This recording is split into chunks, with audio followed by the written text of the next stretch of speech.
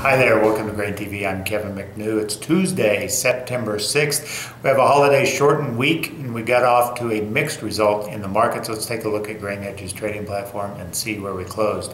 In Chicago, corn off 1.5, beans up 5.25, and Chicago wheat only losing 1.25. Today, news was kind of light coming out of the holiday weekend. The big news in global markets was the crude oil deal potentially between Saudi Arabia and Russia heading into the OPEC talks here in a few weeks. So this agreement is not really well ironed out or anything, but certainly the market took that as a potential sign that there might be some sort of deal between major crude oil producers of Saudi Arabia and Russia, and potentially at least freeze production, if not limit production. But that had some really positive results in crude oil on Monday in a holiday shortened trade period. But coming into Tuesday, the market didn't have much follow through on that news. So it's going to be sort of a wait and see whether that'll actually lead to anything.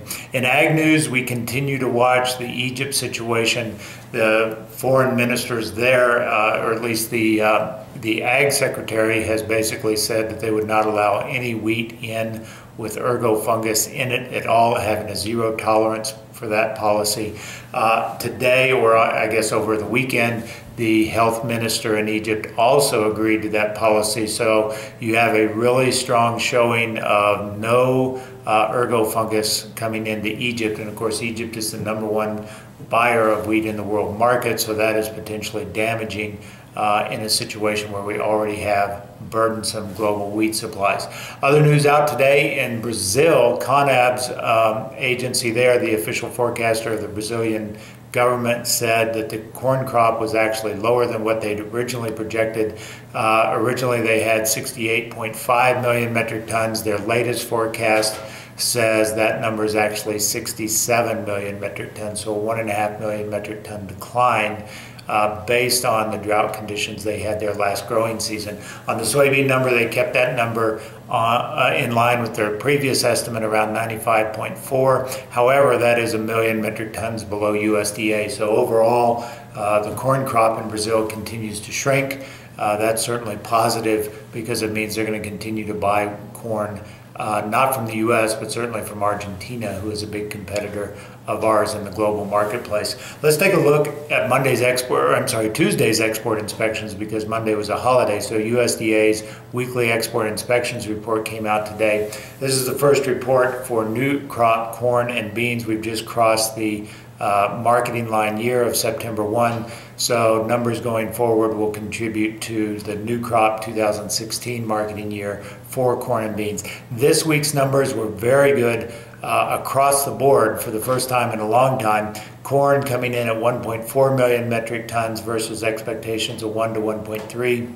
Soybeans coming in 1.2, again besting expectations that were as high as 950,000 metric tons, and even wheat joining in the bullish numbers, coming in at 639,000 metric tons versus 350 to 550 expected. So that's a very good report, but overall the market just continues to be lethargic, not sure where to go in light of continued crop numbers that seem to suggest very high production this coming fall. Last Friday, FC Stone came out with 175.8 on their corn yield number and a 50 bushel per acre yield on soybeans. So overall, the market continues to focus on very big supplies coming this fall. Harvest is getting closer as we turn the calendar into September, and so we should start to see some harvest pressure. Let's take a look at the corn chart here. We talked about this at the end of last week, where 330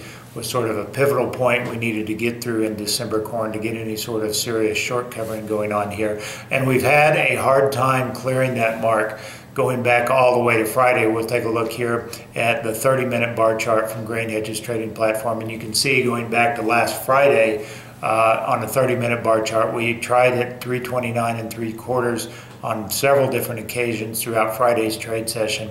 Weren't able to clear it and close below that mark. Today and starting yesterday, we came in and hit the 329.5 mark. early in this morning's trade session. Today, at the very end of the trade, we tried a feeble attempt to get above 329, but closed below that. So overall, this seems like a market that is just very, very top heavy on any sort of rallies. We just have no sort of carry through on this momentum, but continue to watch that 330 mark. If we can clear 330, then things might change a little bit. But overall, this is a market that seems pressured to the downside, especially with harvest approaching. That's all we've got for today on Grain TV. As always, if you'd like to learn how we can help you in your own grain marketing situation, visit us online at grainhedge.com. As a GrainEdge trading client, you'll get our technical alerts email first thing every trading day. Technical Alerts is a powerful system that generates quality trading opportunities. Each trading opportunity shows a chart and analysis providing clear price targets and risk potential. Technical Alerts look at historical chart formations and compare the current environment to the past to form concrete trading recommendations. The commodities covered by Technical Alerts includes grains, livestock, crude oil, currencies, bonds, and metals. Start your trading day with the most powerful insight into market direction and improve your trading today. Sign up at grainhedge.com to become a client.